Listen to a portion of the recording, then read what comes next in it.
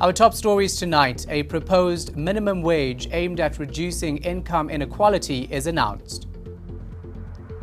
A South African gay couple celebrate their triplets, but one of their little babies will undergo heart surgery this week. This is eNews Direct Weekend Edition. Good evening, I'm Shahan Ramkisoon. You can track our main stories on the following hashtags: national minimum wage and Heart of Sport. I'm Jeffrey Stevens. Good evening. You can comment on any of our stories by following us on Facebook and Twitter at eNews Direct, or check out content at our website at eNCA.com/direct. This is our top story: 3,500 Rand a month. That's the proposed national minimum wage. It was put together by a panel of advisors together with the National Economic Development and Labour Council. The proposal will be discussed in Cabinet and Parliament. Unions, interested parties and the public will also have an opportunity to respond. Deputy President Cyril Ramaphosa says extensive research has been carried out to strike a balance between reducing inequality and wiping out jobs. This is the key question that all of us have to ask ourselves as South Africans. Where do you want to peg a national minimum wage? Because you've almost got a contradiction. It's a contradiction in terms. You may want a high figure of 20,000, but at the same time you'll wipe out a lot of jobs. Some may say this 3,500 is too high. If they say so, it basically means forever and in a day, the bulk of working people in South Africa will remain in wage poverty. Is that what we want? The answer has to be no. So you then have to strike a balance that is going to address the issue of wage poverty, of inequality, and in doing all this, as we are going to engage in discussions, we've also had to engage in international benchmarking. Authorities are probing the cause of an accident in Heart of Sport Dam that left 4 people dead. A boat caught fire yesterday with 200 passengers on board. Police say one person burnt to death while 3 others drowned. Survivors trying to come to terms with what happened after a Saturday afternoon outing at one of Gauteng's top recreational spots ended up in flames. A party boat on Heart of Sport Dam caught fire. Nobody seemed to panic at first, and all of a sudden flames came out of the back of the boat, and then the smoke became very thick and dark. People started screaming, running towards the front of the boat, and all of this happened within about a minute and a half. Within minutes, other motorboats and yachts were on the scene to help. Everybody that was on board the boat moved towards the front. They started to jump onto the smaller boats that were coming in. In the ensuing panic, 3 women drowned, while a 4th victim is said to have burnt to death while trapped inside a toilet. Now authorities want to get to the bottom of how the fire on a boat named Prime Time started and whether safety regulations were adhered to. The vessel is certified to carry 200 passengers and 3 crew members. According to the records, the amount of life jackets was on board, and according to the record, the amount of passengers was 200 passengers. According to a South African Maritime Safety Authority surveyor on the scene, the vessel caught fire at the back where the kitchen, bathrooms and engines are based. The police are now investigating the cause of the fire. Sigelelo Mdingi, Johannesburg. A Presidential Protection Unit member is under investigation tonight for culpable homicide after he allegedly ran into a man, killing him. The incident was highlighted when Johannesburg Mayor Herman Mashaba tweeted about it. When Johannesburg Mayor Herman Mashaba learned the death of Solly Motlana, he sent out this tweet. His friend of 30 years was crossing the road where the N4 highway enters Hatfield, Pretoria, a 60-kilometer zone. He was hit about 50 meters from speed cameras. The presidency has released a statement denying President Jacob Zuma's convoy was in any way involved. It said the president left Pretoria on Tuesday and was in KwaZulu-Natal. Yes, the president wasn't there, but it is from his protection unit. The family is still in shock. He was a people's person.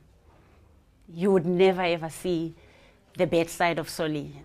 I mean, I've been married to the Moklanas for the past 23 years, but I've never ever seen the bad side of Solly. He was a lovable man. An eyewitness describes what he saw. He asked not to be identified. As he was passing the freeway, a BMW X5 with blue lights bumped into the guy and he fell on the tar. And I hear also that the guy was driving the X5 with blue lights, was actually driving speed. Hence the accident was so, brutal. The police have confirmed a Presidential Protection Unit member will cooperate with their culpable homicide investigation. He was on duty at the time. In the meantime, Mashaba says he'll ask his counterpart in Pretoria, Salim Simanga, to investigate why Motlana spent several hours at the Steve Biko Hospital without receiving medical attention. Michael Apple, Pretoria. A South African gay couple is making international headlines. They've had triplets through a surrogate in what's believed to be a global first. But they're now preparing for one of their babies, little Zoe, to undergo life-saving surgery. Christo and Theo Menelo fell in love nearly a decade ago and have been married for 4 years. Whenever the discussion like, do you like children, and it's like always, how are we ever going to have our own children? And went through the whole thing of trying to adopt and stuff, but it was a bad experience. They were then introduced to a woman who offered to be their surrogate mother. After multiple attempts, their surrogate fell pregnant with what they first believed were twins and later discovered were triplets. The babies were born in July, 2 months premature. First time you saw them, how did you feel? Yes, I was speechless. I think I actually just theater, started crying out. Yeah. We were in theatre, and after the whole birth started, actually when the birth was done, we were in theatre while the whole procedure was done. And when the last baby came out, and they put them on the start cleaning them, and I went and stood next to Theo, and then I realised this is it. We started crying. We just hold each other. While Joshua and Kate are healthy, baby Zoe has a heart condition which nearly cost the little girl her life. Her father is still haunted by the memory of his daughter's cardiac arrest. And when I took her, I thought to myself, but she's breathing heavily. Her breathing is not right. And I sat down with her. And he phoned me. I stood up, and when I got up, I picked up a little. I've got a funny habit of when I hold them on my chest, I usually pick up their arms, that their arms is upright like this and not ever hanging. And when I picked up her arm just dropped. And I realized, but she hasn't even got the strength to keep her arm up. He rushed the baby to hospital, where the doctor on call told him that there wasn't anything he could do. It would be nurses and paramedics who kept the baby alive before she was airlifted to another hospital. Miraculously, baby Zoe suffered no brain damage and will be undergoing surgery this week to repair multiple heart problems. All her fathers can do now, they say, is pray that the operation is successful. And they have a lot of people behind them. I received on Facebook over 500 messages. And there was a girl, and that's 12 years old. 12 years old girl. She told me she knows she's gay. She's tried to commit suicide twice, and because she knew because she loved children. And this means if we can have a surrogate, it means she can buy a sperm and also one day become a mommy. She's 12 years old.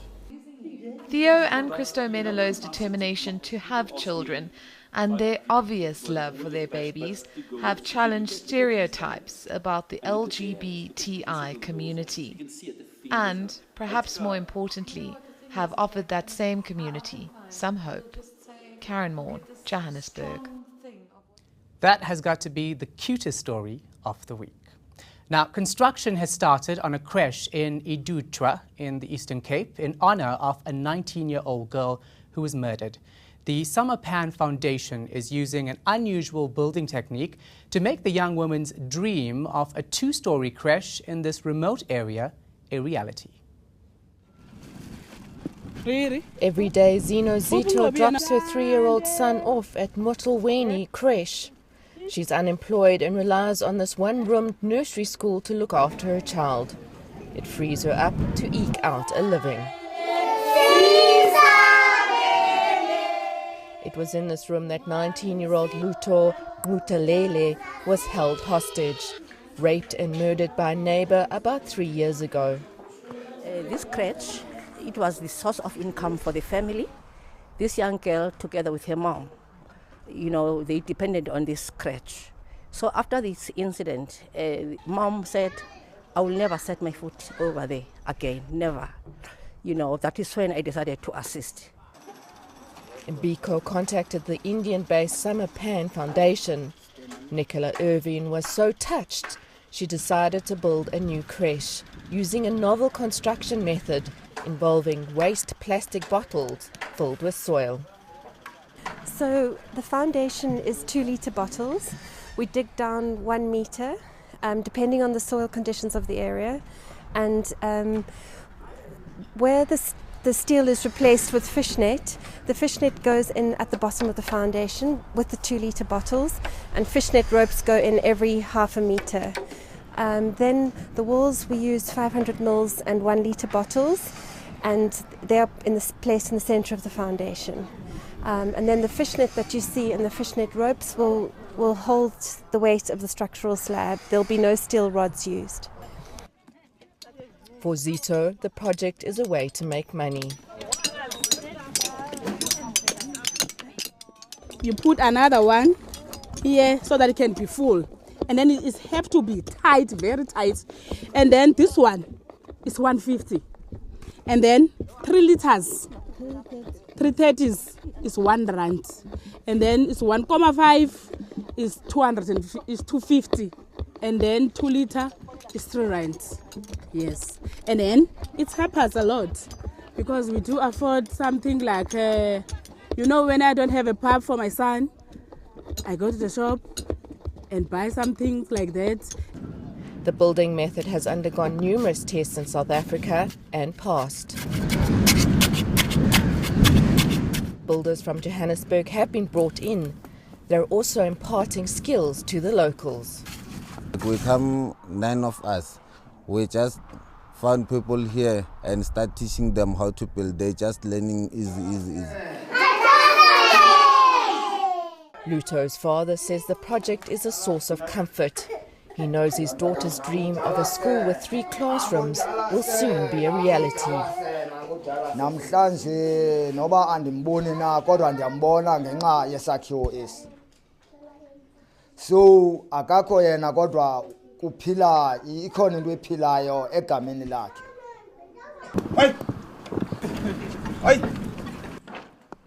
But more building material, furniture and toys are needed to ensure Luto's dream is fully realized. Sandy McCowan, Iduchwa, Eastern Cape. This is our top international story. At least 60 people have been killed after a train derailed in northeastern India. It was traveling between Patna and the central city of Indore when it went off the tracks. Authorities are still trying to determine the cause of the accident. India's rail network is one of the largest in the world, but not one of the safest. Last year, 39 people were killed in a similar accident. All right, that's it from the news desk for now. Shahan, what can we look forward to next? All right, thanks very much, Jeff. Appreciate it. Coming up, emerging visual artists take part in a new art competition that embraces local heritage while uncovering fresh talent.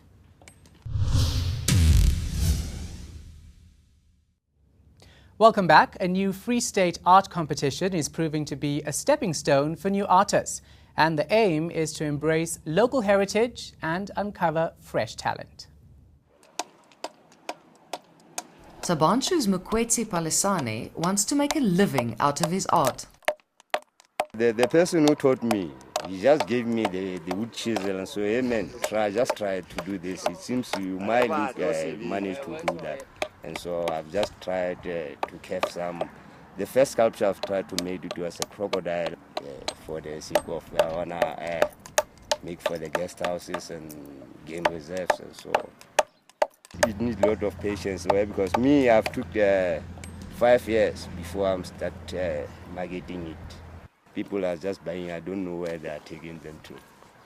Architectural student Carmen van Staden has a completely different take on her creative work. Art comes from a very deep place, so a lot of it is my reaction towards society, towards how I feel about things or how things make me feel. 216 works were submitted for the competition, and the works of 35 artists made it through. In the end, Tony Pretorius emerged with the top honours. I think it's very difficult because the ideal would be that you could quit your day job and just sort of make art. I mean, that is, I think, what most artists strive for, is to be just self-sustaining. But the problem with that is that if you go and do the math, you really have to sell so many artworks to make up what you would have in a basic salary. The works, which include paintings, sculptures and drawings, can be viewed at the Olivenhuis Art Museum until 27 November. Jana Roos, Bloemfontein. That's your entertainment for tonight. After the break, your weather forecast. Welcome back. Let's see what the weather's looking like over the next couple of days.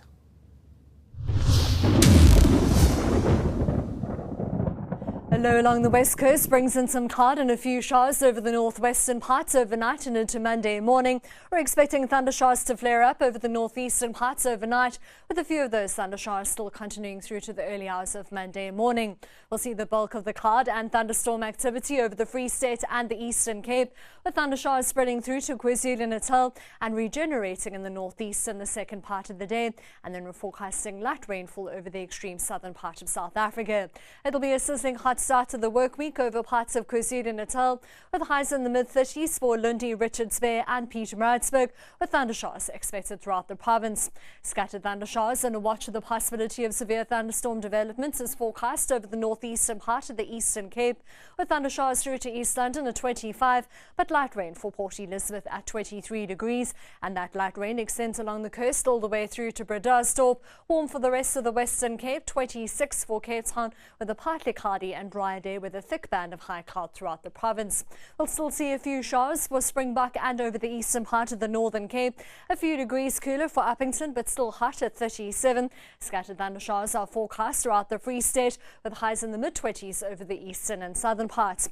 Warm weather continues for the northwest with isolated thunder showers. You'll see most maximum temperatures in the upper 20s. Freiburg, though, at 34 degrees. Partly cloudy and dry with a warmer day for Limpopo on Monday. You'll also see no rain expected over the eastern part of Mpumalanga with a hot day in store. Thunder showers are forecast as we head towards the Highveld with maximum temperatures in the mid-20s. In Gauteng, we can expect warm weather with a 40% chance of thunder showers, 27 degrees for Vereniging and Pretoria, just shy of 30 degrees. A cut-off low brings in cloudy and wet weather for the majority of South Africa on Tuesday, with those showers extending through to the Western Cape on Tuesday night, and the wet weather continues over much of South Africa on Wednesday, but you'll see things starting to clear out from the northwest. That's all from the Weather Centre for now. Have a great week.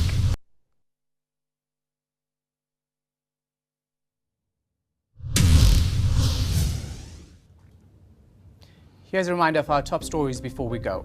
A proposed minimum wage aimed at reducing income inequality is announced. A South African gay couple celebrate their triplets, but one of their little babies will undergo heart surgery this week. That's a wrap from the eNews Direct team. Up next is Blackish. To share your views, you can send an email to enewsdirect@etv.co.za. Or chat to us on Twitter and Facebook at eNews Direct. Until next time, good night. Good night.